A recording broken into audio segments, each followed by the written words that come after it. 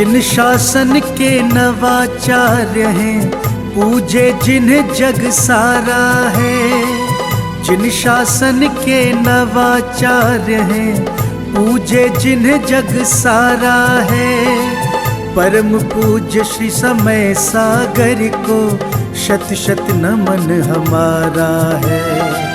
परम पूज्य श्री समय सागर को शत शत नमन हमारा है।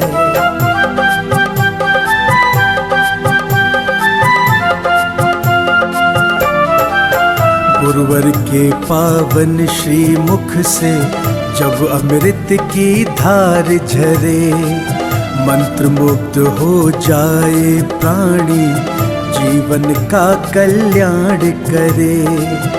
गुरुवर के पावन श्री मुख से जब अमृत की धार झरे, मंत्र मुग्ध हो जाए प्राणी, जीवन का कल्याण करे।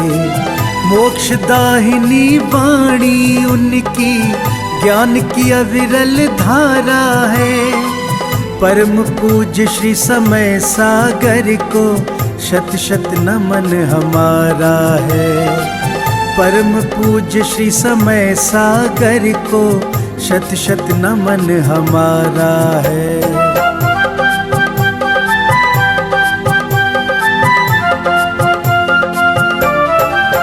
परम तपस्वी दिव्य ओजस्वी, धर्म ज्ञान के भंडारी, काया जिनवर के समरूपी, भक्तन के हैं भवतारी।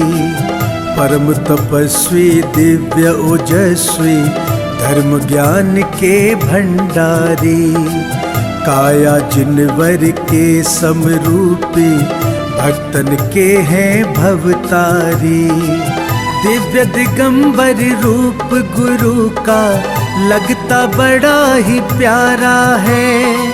परम पूज्य श्री समय सागर को शत शत नमन हमारा है। परम पूज्य श्री समय सागर को शत शत नमन हमारा है।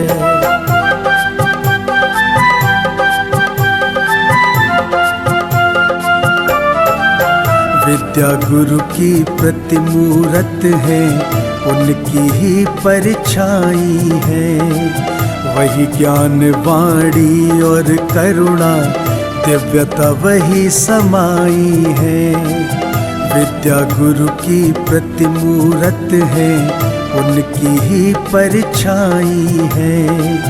वही ज्ञान वाणी और करुणा, दिव्यता वही समाई है। जिन वाणी चैनल करे भाव से, नित गुणगान तुम्हारा है। परम पूज्य श्री समय सागर को शत शत नमन हमारा है। परम पूज्य श्री समय सागर को शत शत नमन हमारा है।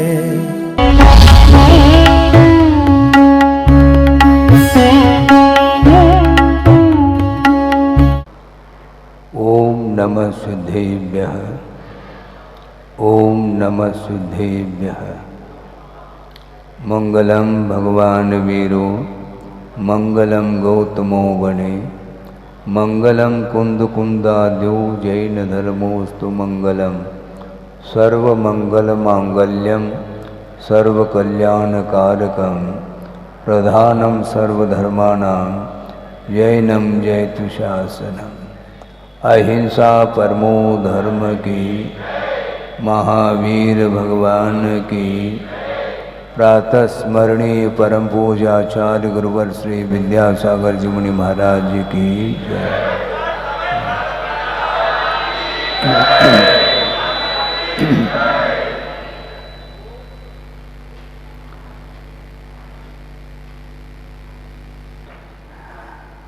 तो वर्षा युग की जो स्थापना की जाती है, इसका महत्व अपने आप में अलग है।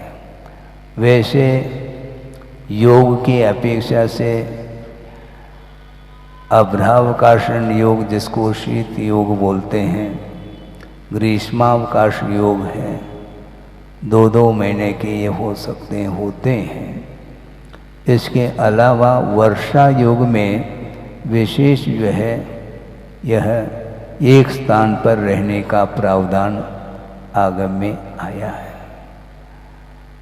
क्यों? इसका अर्थ ये है कि वर्षा काल में यत्र तत्र अत्यधिक मात्रा में जीवों की उत्पत्ति होती है, त्रिजीवों की भी उत्पत्ति होती है, और यत्र तत्र वनस्पति कायिक और वर्षा अधिक होने के कारण बाढ़ अधिक भी आ जाते हैं, नदी नाले इत्यादि। इसलिए सर्वत्र वातावरण आर्द्रीभूत होता है। इसलिए श्रमण लोग यदि प्रवृत्ति करेंगे उन जीवों की विराधना हो सकती है, होती है। इसलिए एक स्थान पर रह करके धर्म ध्यान करने के लिए एक आगम में उल्लेख आता है। और दूसरी बात हम और स्पष्ट कर देना चाहते हैं कि योग साधना है, मात्र प्रवचन के माध्यम से ही इस समय को व्यतीत नहीं किया जा सकता। मुख्य रूप से योग साधना की बात आती है। एक स्थान पर रह करके श्रमण लोग विशेष रूप से शारीरिक साधना, शारीरिक तप और जो अंतरंग तप है उसको करने के लिए निरंतर उसमें वह रत रहते हैं।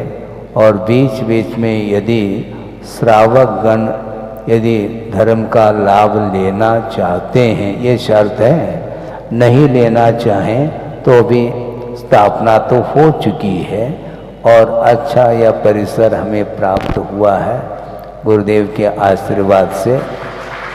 और यहाँ पर निरंतर प्रवचन है, ग्रंथ के आधार से तत्व चर्चा आदि के माध्यम से इस समय को धर्म ध्यान के साथ व्यतीत करना है।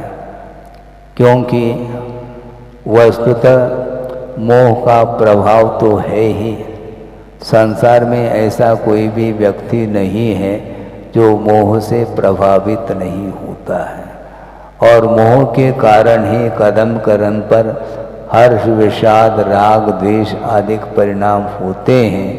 वो होना यह स्वभाव नहीं, किंतु कर्म के उदय में इस प्रकार के परिणाम होते रहते हैं।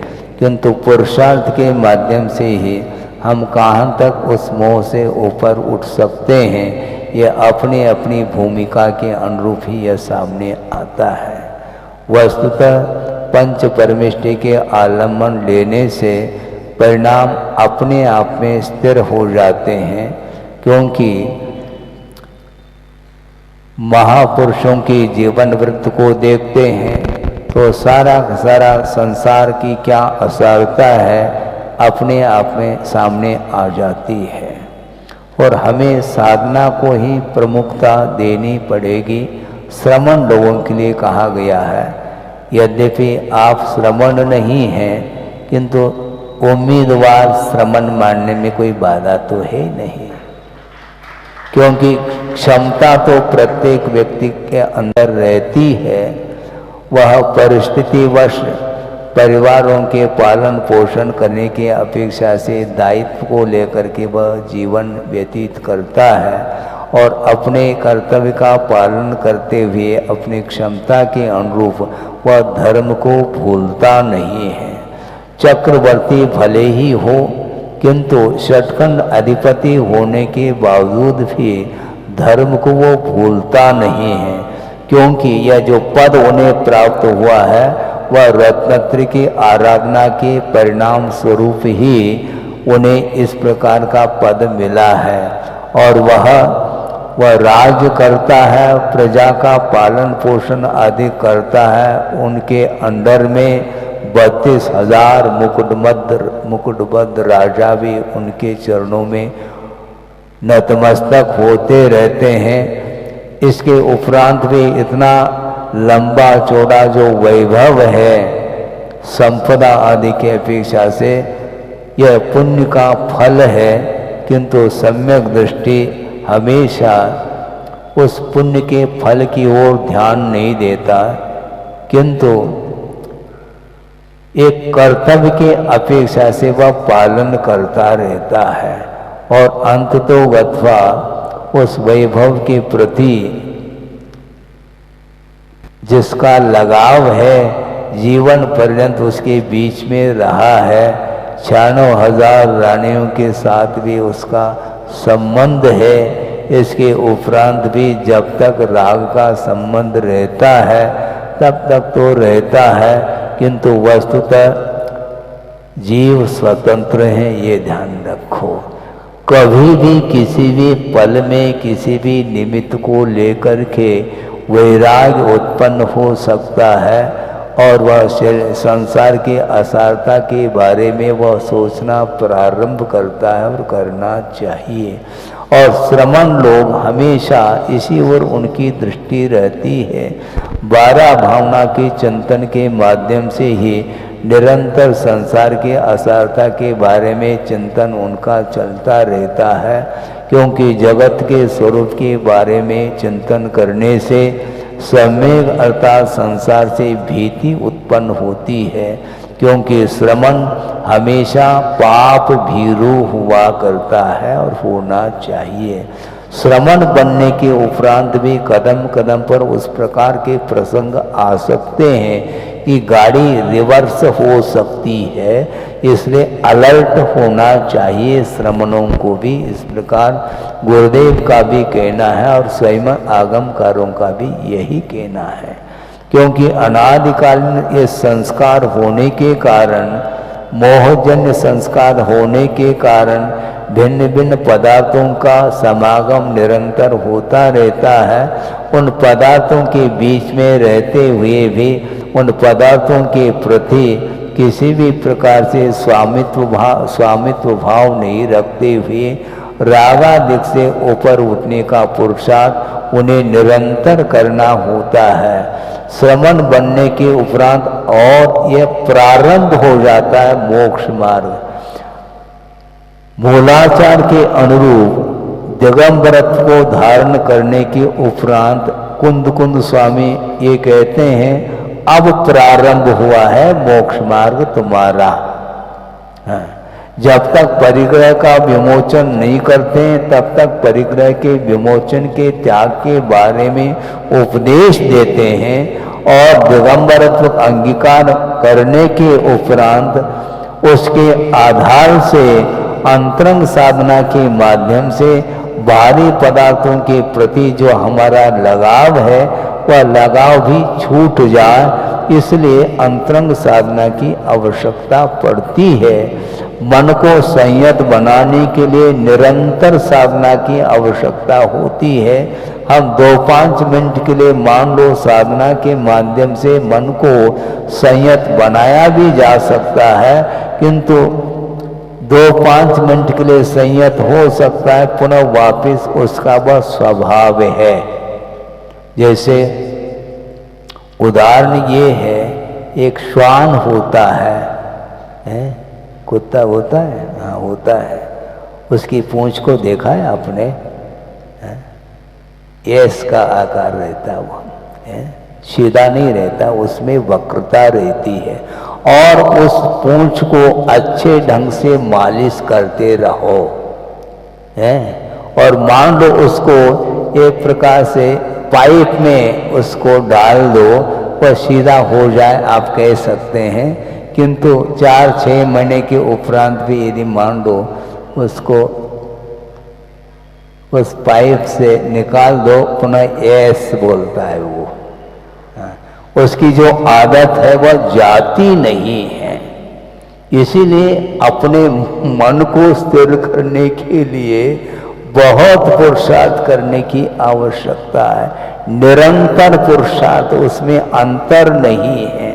यहाँ तक कि आचार्य कहते हैं श्रवण की जो चर्या होती है उनकी जितनी भी आवश्यक क्रियाएं होती हैं उसमें उन क्रियाओं को करते समय निरंतर वह आगम का आलम्बन लेकर के ही करता है।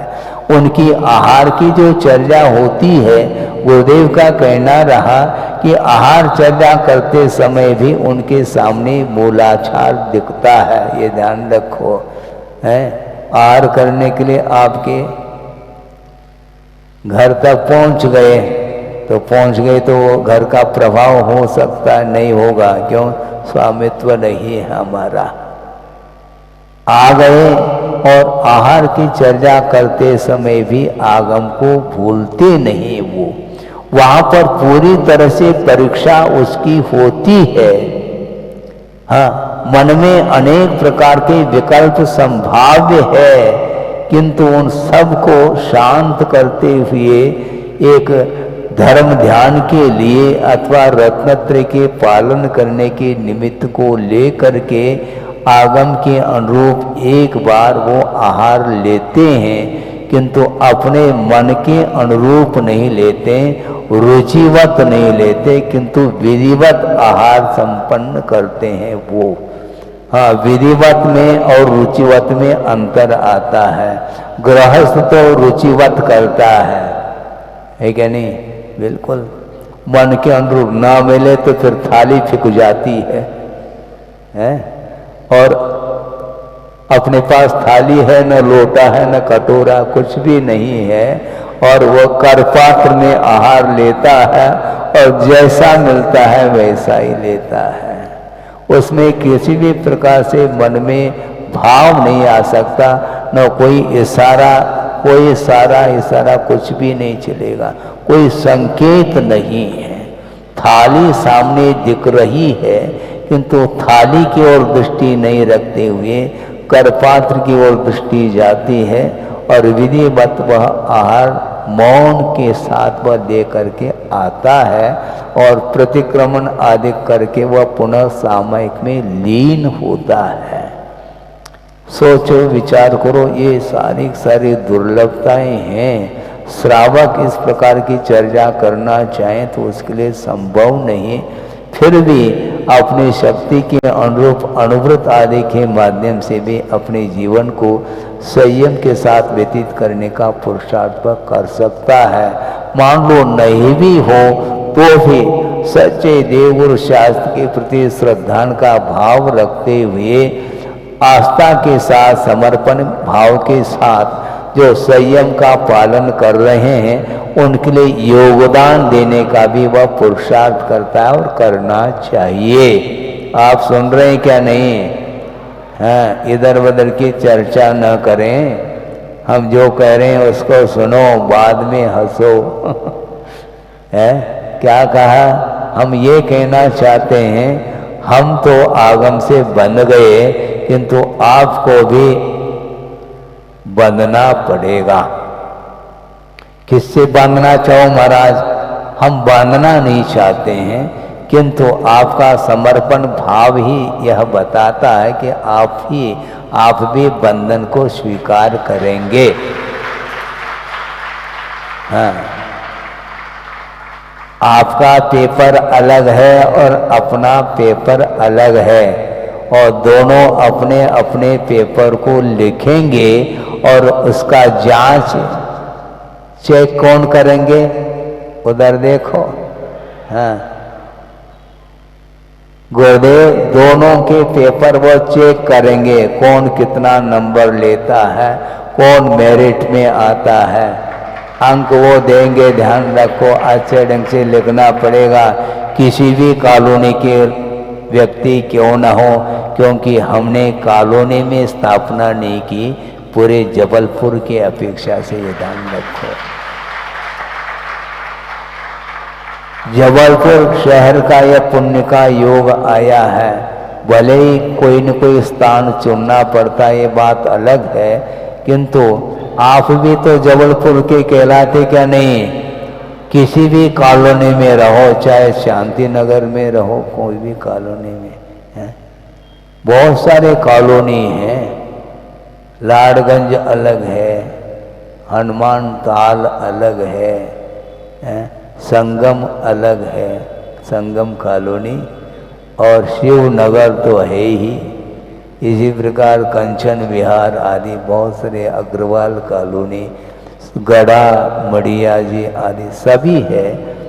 ये सारे ये जबलपुर शहर के अंतर्गत ही हैं। इसलिए आपका पूर्णतः कर्तव्य बनता है कि गुरुदेव ने जो आपके लिए पेपर लिखने के लिए कहा है, प्रत्येक व्यक्ति को लिखना चाहिए।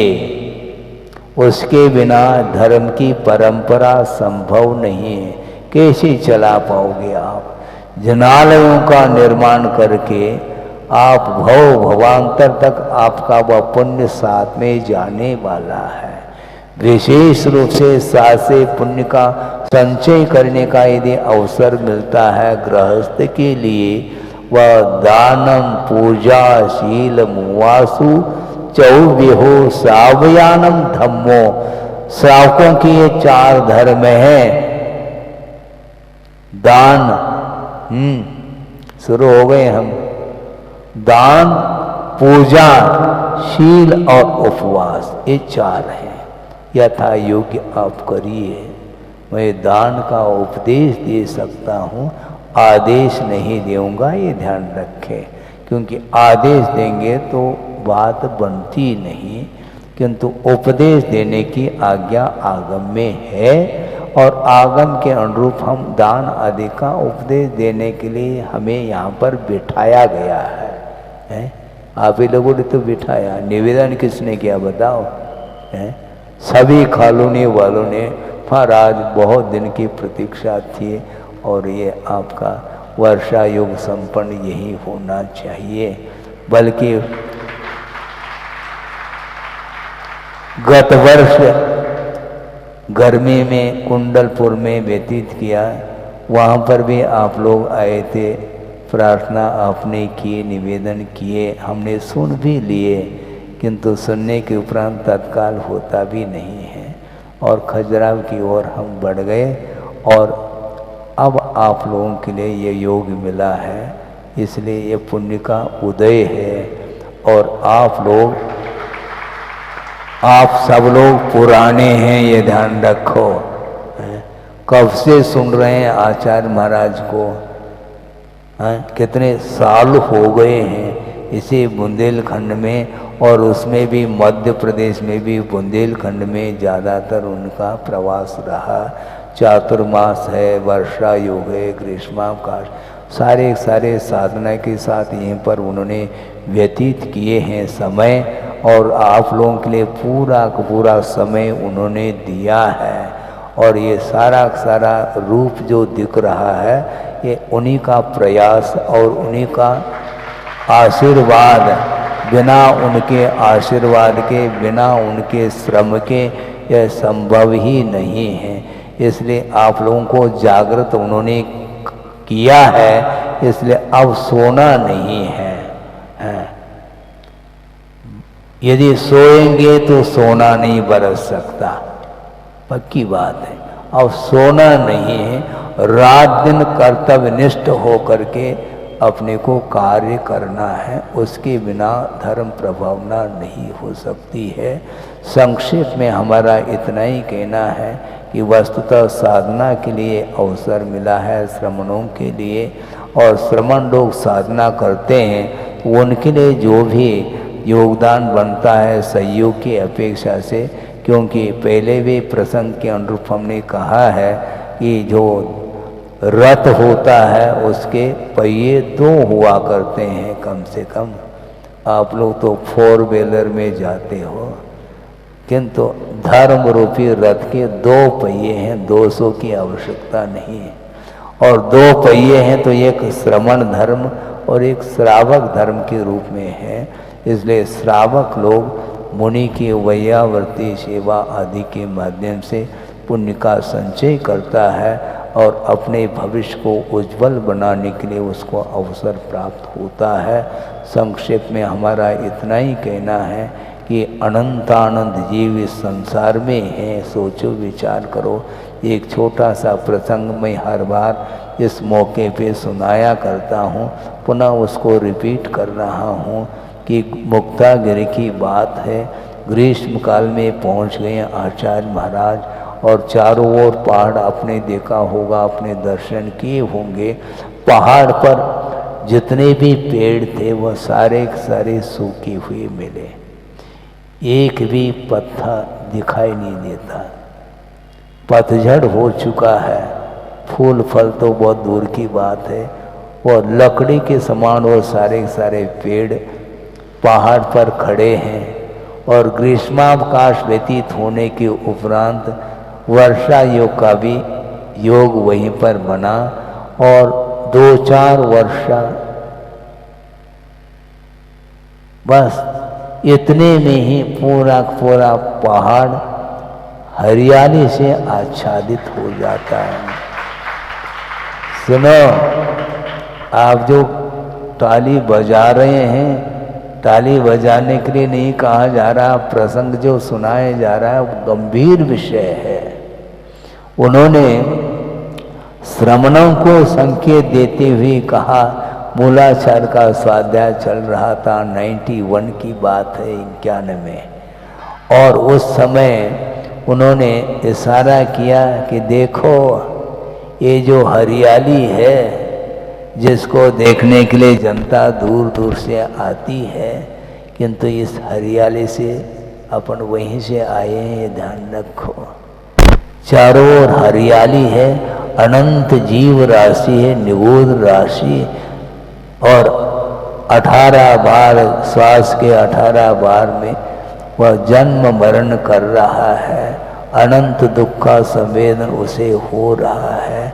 उस प्रकार के पर्याय से अपन निकल करके आए हैं। अब ये ध्यान रखो, ये मनुष्य पर्याय मिली है, उसके साथ साथ श्रमण पद को अंगीकार करने का भी अवसर मिला है। इतना पुण्य तुम्हारा है, अब इसका सदुपयोग करेंगे तो निश्चित रूप से श्रमण पद को अंगीकार करने की सार्थकता सिद्ध होती है। सोचो, विचार करो। इसलिए चारों ओर जो हरियाली छाई है वो एक इंद्रिय जीव हैं, वो एक इंद्रिय जीव है, अनंत दुख का वो अनुभव कर रहे हैं और संसारी प्राणी को उस दृश्य को देख करके आनंद का अनुभव होता। सोचो, विचार करो। ज्ञान कहाँ चला जाता है? इसी को बोलते हैं विषय और कषाय, इसके माध्यम से। इसलिए दूर दूर तक क्या बोलते हैं उसको, शिमला है, शिमला, और ग्रीष्म काल में वहाँ पर चले जाते हैं। वातावरण कहाँ गए? नई गाड़ी खरीदी है, हाँ, जम्मू कश्मीर, जम्बू द्वीप में उनको मन नहीं लग रहा, कश्मीर जाना चाह रहा है वो। हाँ, ये तो समस्या है। सोचो, विचार करो, संसारी प्राणी क्या क्या सोचता है। और इसमें कोई दो मत नहीं है। केवल मनुष्य की ही बात नहीं करना चाहता हूँ कि जहाँ पर सागरोपम आयु है देवगण, वहाँ पर अकृत्रिम चैतन्य है, सारा वातावरण बिल्कुल सुखद वातावरण है। इसके उपरांत भी कुछ ऐसे देव होते हैं इस द्वीप समुद्र में, मध्य लोक में आकर के वो क्रीड़ा रत रहते हैं। देव्यंती क्रीडंती इति देवाः।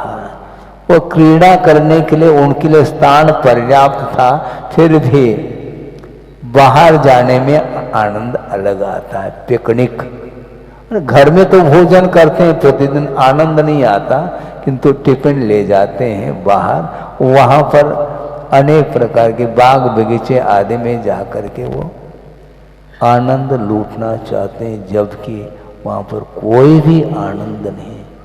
बाग बगीचे में रंग बिरंगे फूल खिले हुए हैं, सुगंधित वातावरण आपके लिए है, किंतु वो सुगंधि का अनुपान वह एक इंद्रिय जीव नहीं कर सकता। सुन रहे हैं आप?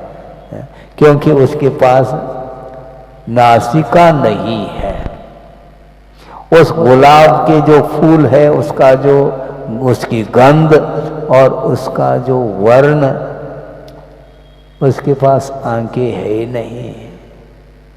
वो गुलाब का फूल है, बहुत मुलायम है, लेकिन आपके लिए सब कुछ है, उसके लिए कुछ भी नहीं है। और वह निरंतर दुख का अनुभव कर रहा है, और वह संसार प्राणी वहाँ पर जाकर के सुख का अनुभव करना चाहता है। इतना ही पर्याप्त है।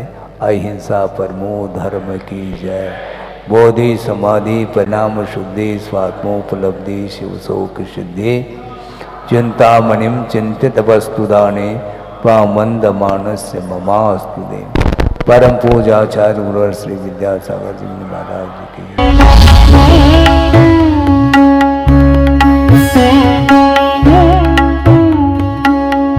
परम पूज्य संत शिरोमणि आचार्य श्री विद्यासागर जी महाराज भारतीय श्रमण संस्कृति के एक ऐसे महान साधक थे जिनके ज्ञान, ध्यान और तप की चर्चा युगों युगों तक सारे विश्व में होती रहेगी। किसी ने उन्हें चलता फिरता तीर्थ कहा तो किसी ने तीर्थंकर, पर सच में तो वे चारित्र, ज्ञान, तप और वात्सल्यता में ऐसे श्रेष्ठ संत थे जिन्होंने भारतीय संस्कृति के संरक्षण और संवर्धन के साथ साथ सदैव सामाजिक समरसता का पक्ष लिया और अपने प्रभाव और प्रताप से जैन ही नहीं बल्कि विभिन्न धर्मों को मानने वाले लाखों करोड़ों लोगों के दिलों में अपना स्थान बना लिया। किंतु आज जब आचार्य भगवान देह रूप में हमारे साथ नहीं हैं, लेकिन उनके जैसे ही कठोर तपश्चर्या एवं प्रबल अनुशासन से पल्लवित संस्कारों की झलक देखने को मिलती है, उनके प्रथम आज्ञानुवर्ती शिष्य परम पूज्य नवाचार्य श्री 108 समय सागर जी महाराज में,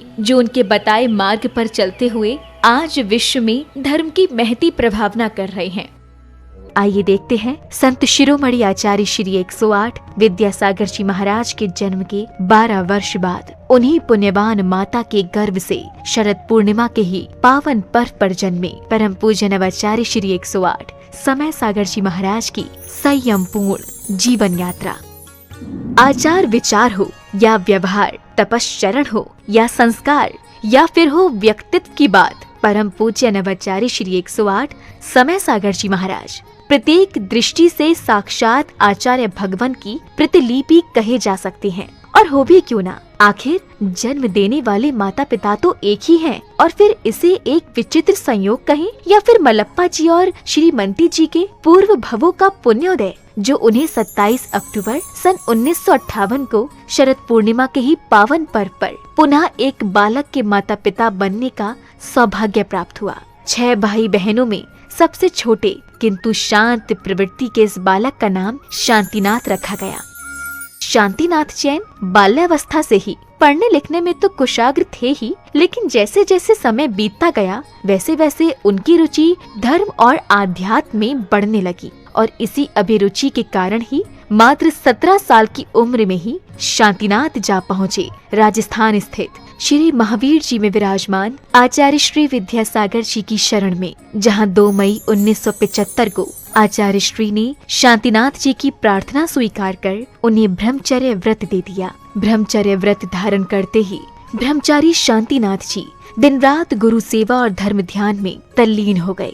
संयम व्रत को धारण कर तप और साधना के निर्मल पथ पर चल रहे ब्रह्मचारी शांतिनाथ ने केवल 5 वर्ष की अल्प अवधि में ही वैराग्य पथ के विभिन्न सोपानों को पार कर अपनी योग्यता से आचार्य भगवान को प्रभावित कर लिया, जिसका पारितोषिक मिला उन्हें मुनि दीक्षा के रूप में। 8 मार्च 1980 को मध्य प्रदेश के छतरपुर स्थित श्री दिगंबर जैन सिद्ध क्षेत्र द्रोणगिरी में आचार्य श्री विद्यासागर जी महाराज ने उन्हें मुनि दीक्षा प्रदान कर दिगंबर मुद्रा का पूर्ण साधक घोषित कर दिया और नाम दिया मुनि श्री समय सागर जी महाराज।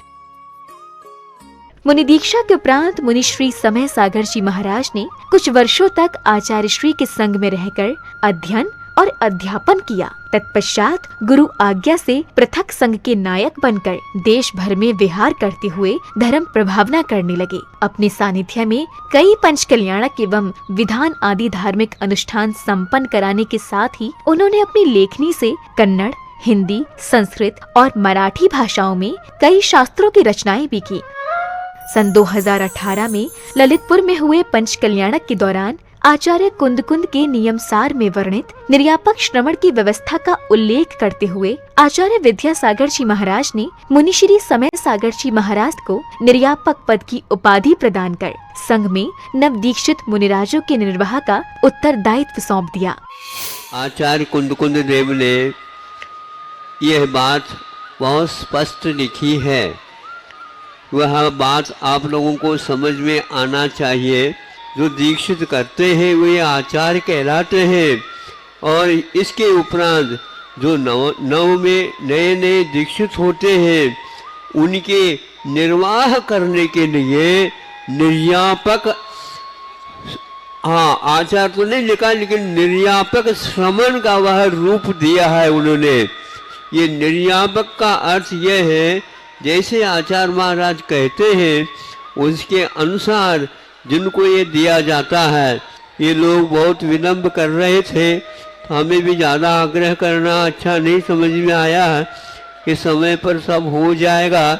वह ललितपुर में योग था और आज आप लोगों के सामने हुआ है कि ये जितने भी नए श्रमण बने हैं ये इनके लिए प्रशिक्षण देने का श्रेय जाता है समय सागर निर्यापक को। कौन चाहता है जिम्मेदारी लेना, लेकिन वे लेना तो पड़ेगा। तो समय सागर जी को बहुत आग्रह करना पड़ा। 40 साल होने के उपरांत हाउ कहा है।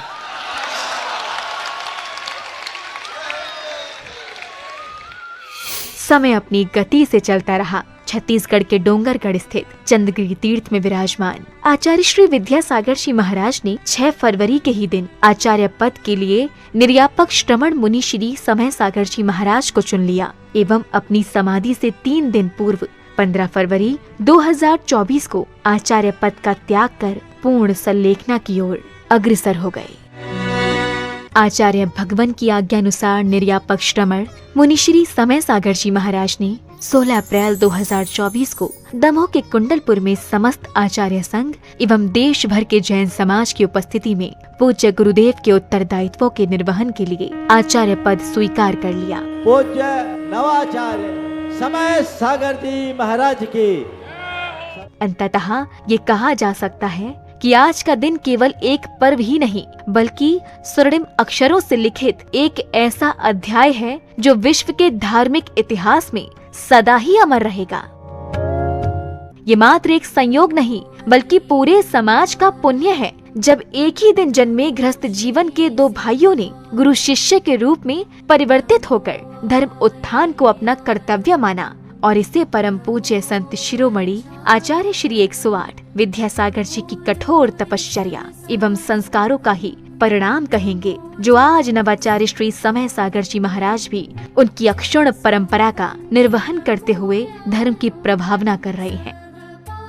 आज पूरे विश्व का जैन समाज ये आशा कर रहा है कि परम पूज्य नवाचार्य श्री समय सागर जी महाराज भी संत शिरोमणि आचार्य श्री विद्यासागर जी महाराज के बताए मार्ग पर चलकर उन्हीं की भांति धर्म उत्थान का कार्य करते हुए समाज को एक नई दिशा प्रदान करेंगे। एक बार पुनः धर्म के महान उन्नायक परम पूज्य नवाचार्य श्री समय सागर जी महाराज के चरणों में हमारा त्रैबार नमोस्तु, नमोस्तु भगवन, नमोस्तु भगवन।